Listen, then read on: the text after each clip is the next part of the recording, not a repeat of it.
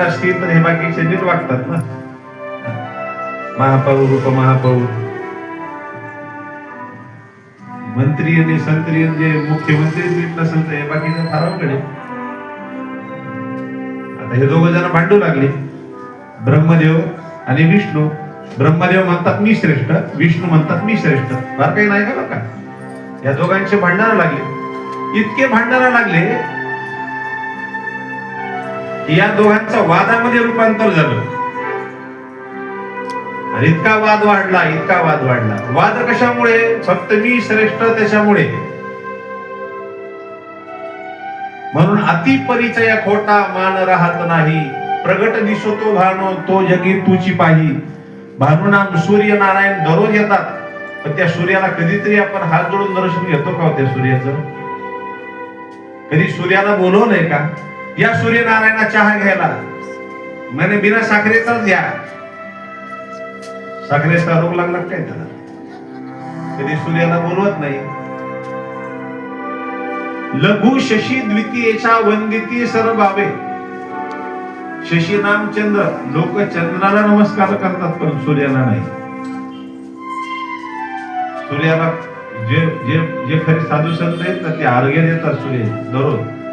सगळं जगही पूजा करत, पण जो व्यक्ती दररोज भेटतो का त्याच्याविषयीचं महत्व राहत नाही, हे लक्षात ठेवा. जो कधी न दिसणारा व्यक्ती त्याच्याबद्दल फार प्रेम आहे. अति परिचय खोटा मान राहत नाही. आणि भयंकर वाद निर्माण झाला या दोघांचा. आणि वाद फक्त मी श्रेष्ठ आहे भांडण. म्हणून या ठिकाणी वर्णने म्हणून आमचे तुकाराम महाराज म्हणून गेले, लहानपण देखा देवा, लहानपण देखा देवा, लहानपण देखा देवा,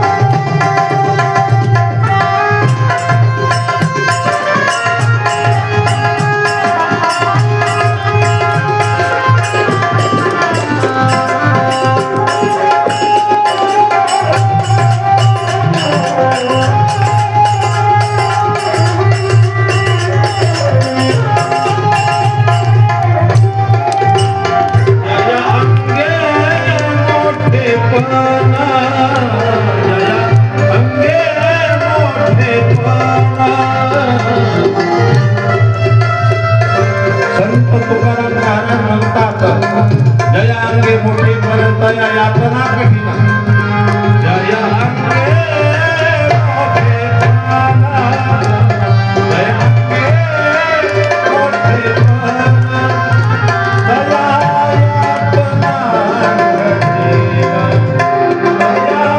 यातना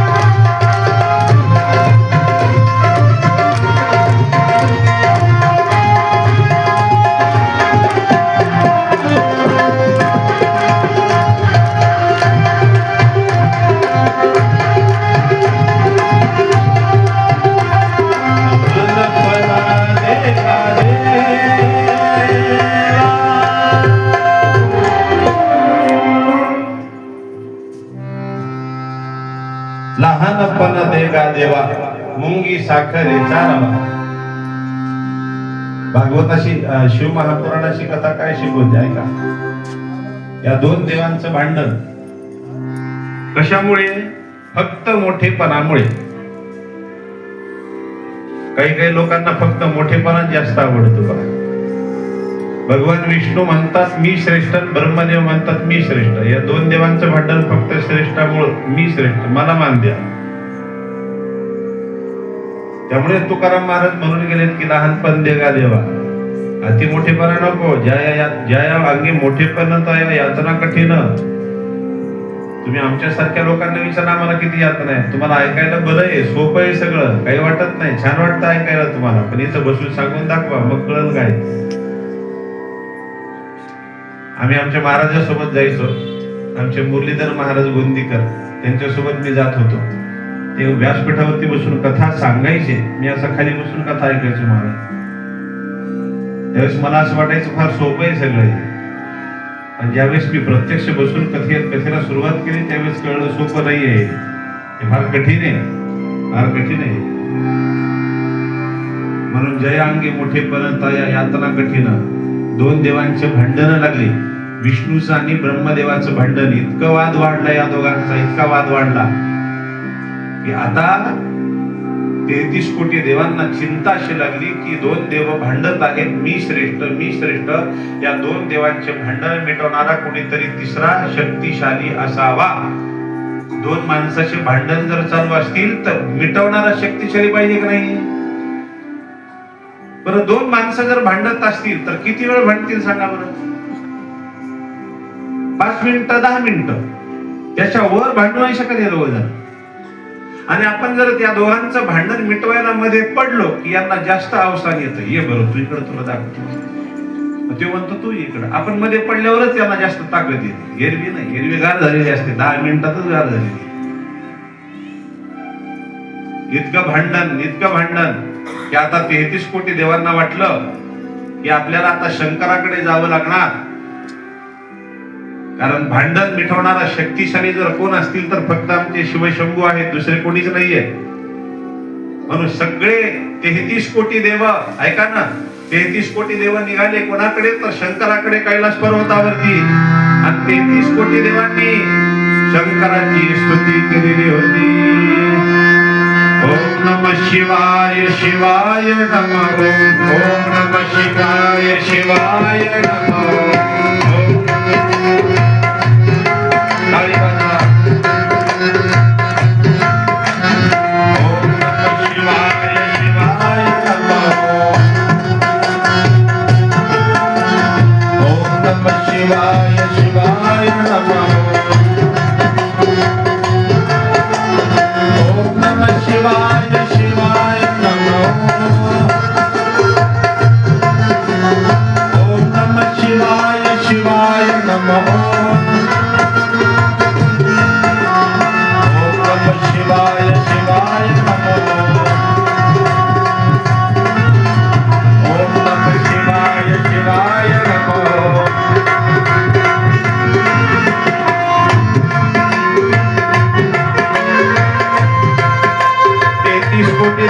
कैलासात जाऊन शंकराची प्रार्थना केली.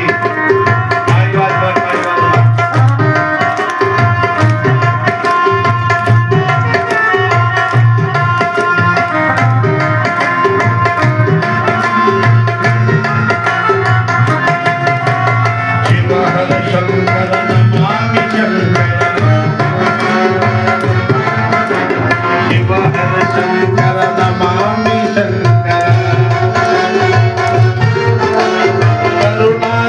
शिव सांब हरे करुणाकर शिव सांब हरे शिव हर शंकर नमामि शंकर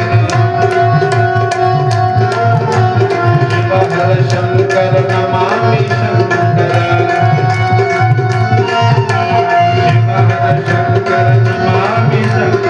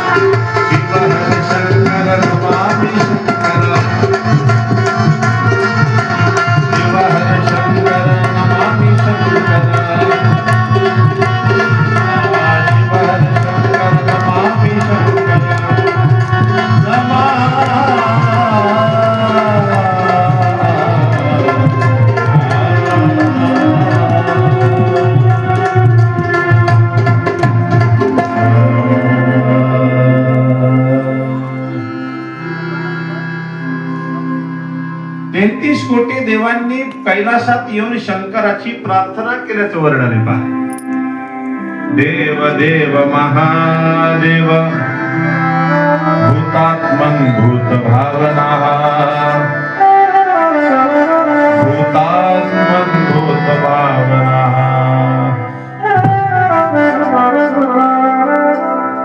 आता 33 कोटी देवांनी शंकराची प्रार्थना केल्यानंतर भगवान शंकर कैलासात पुढे आले.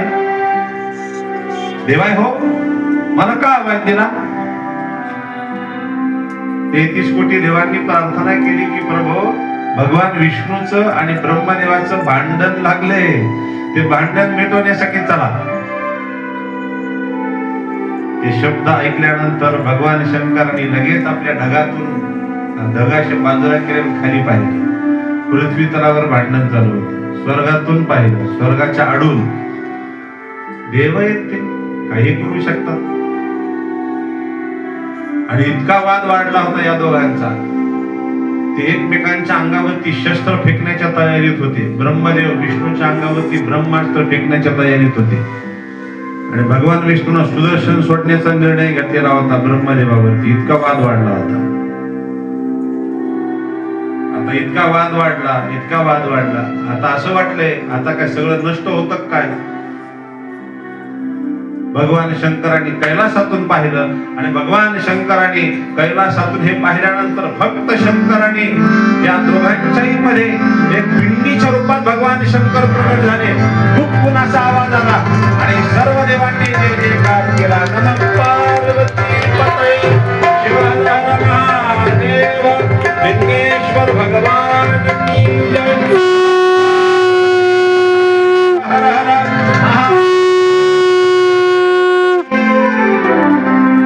लिंगेश्वर ते भगवान शंकर प्रगट झाले. आजही ती जागा आपल्याला पाहता येते.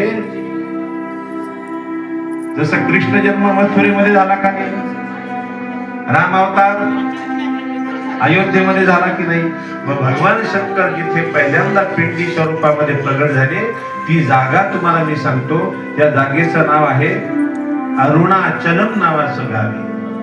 अरुणाचल प्रदेश नाही, अरुणाचलम नावाचं गाव. आणि ते कुठे ते सुद्धा सांगतो.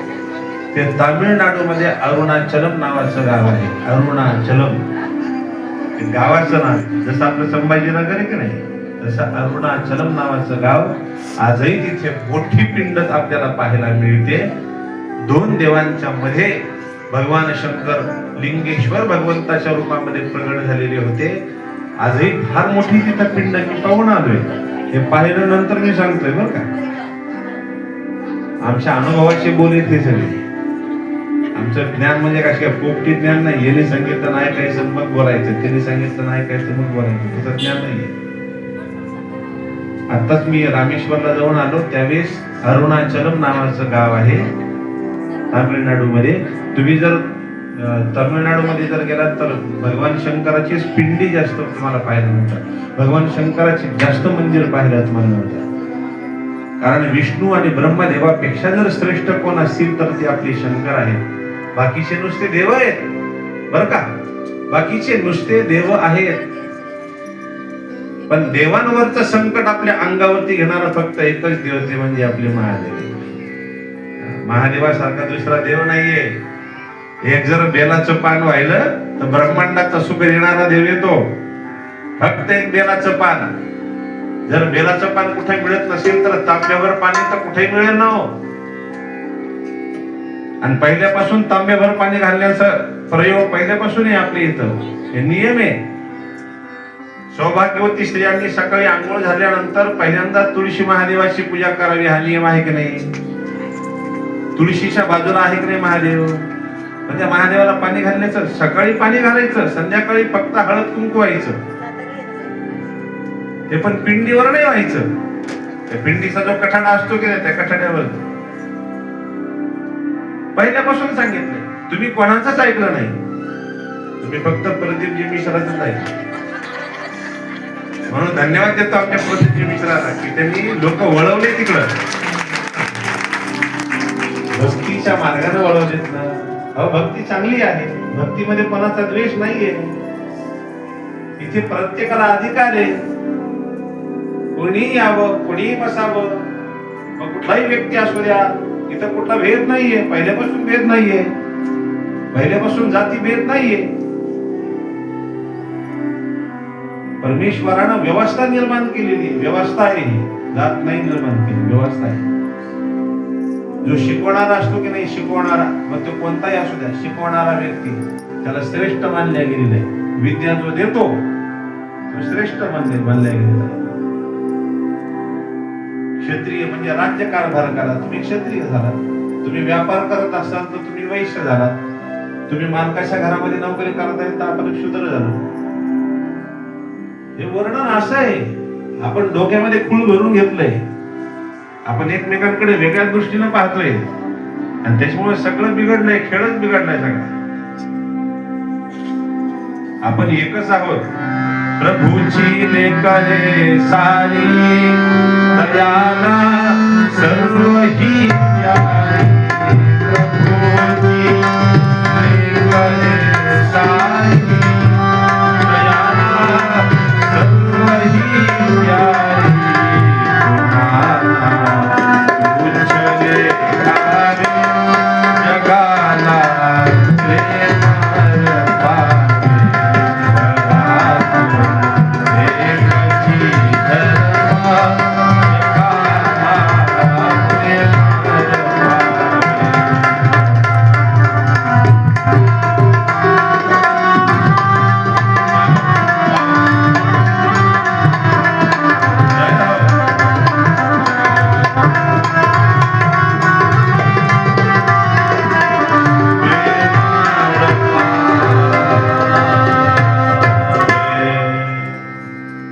तोची लेकरे सारी तयाला सर्व ही प्यारी कुणाना तुच्छ लेखावी. असं धर्मामध्ये सांगितलंय. प्रत्येक धर्मामध्ये वर्णन आहे. कोणाचा द्वेष करू नका, कोणाला कमी लेखू नका. प्रत्येक व्यक्ती श्रेष्ठ आहे. लिंगेश्वर भगवंताच्या रूपामध्ये, लिंगेश्वर म्हणजे फार मोठी पिंड आहे, त्या रूपामध्ये भगवान शंकर पृथ्वी तलावरती प्रगट झाले. अरुणाचलम नावाचं गाव. आणि त्या दिवशी मुहूर्त कोणता होता? ज्या दिवशी प्रगट झाले शंकर, त्या दिवशी मुहूर्त सांगितलेला आहे. जन्म कधी झाला?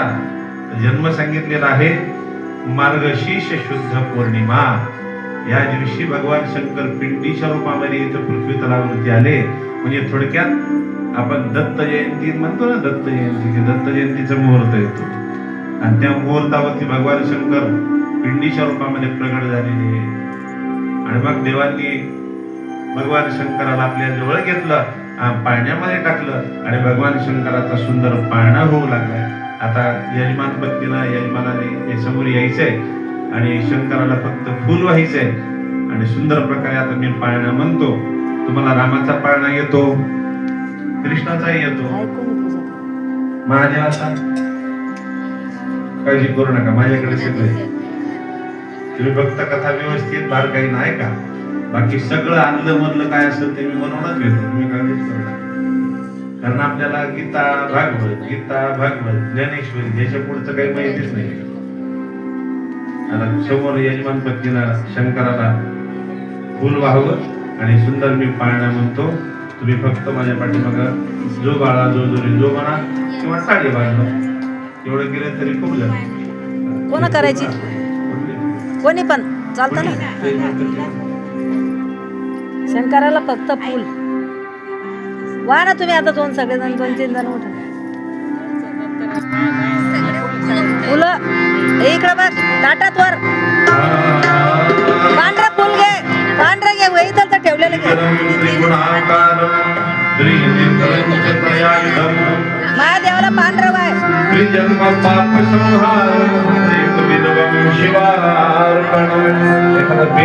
बेल आहे. बेल वाय माझ्या.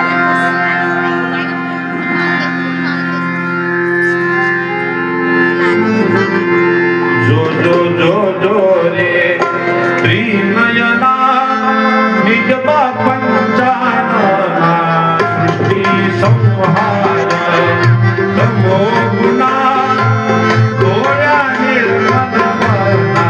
जो जो जो जो रे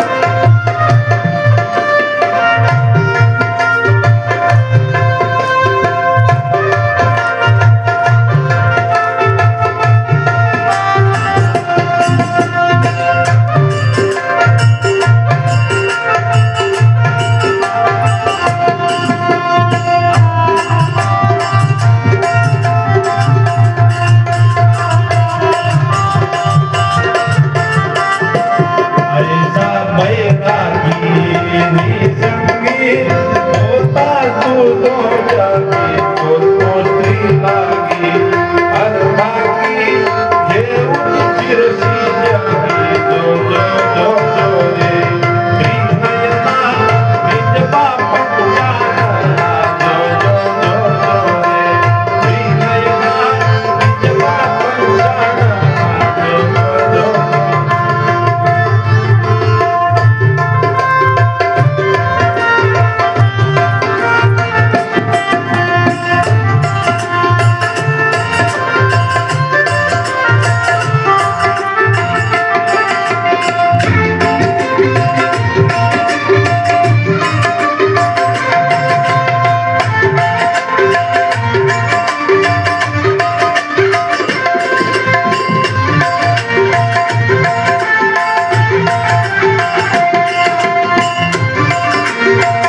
जय हो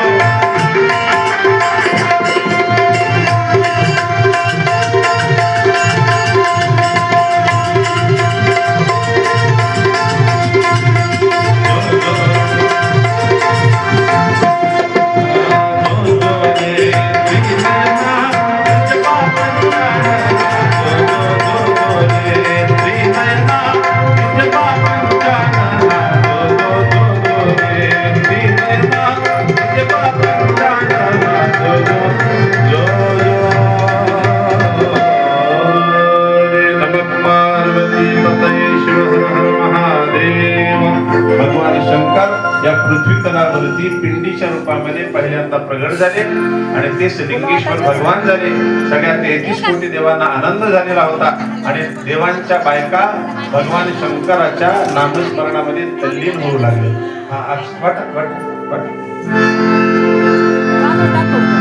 सगळ्यांना फुलं वाटा. थोडस भगवान शंकराचं नामस्मरण आणि त्यानंतर पावल्या खेळायचं आपल्याला. नमः शिवाय नमः शिवाय नमः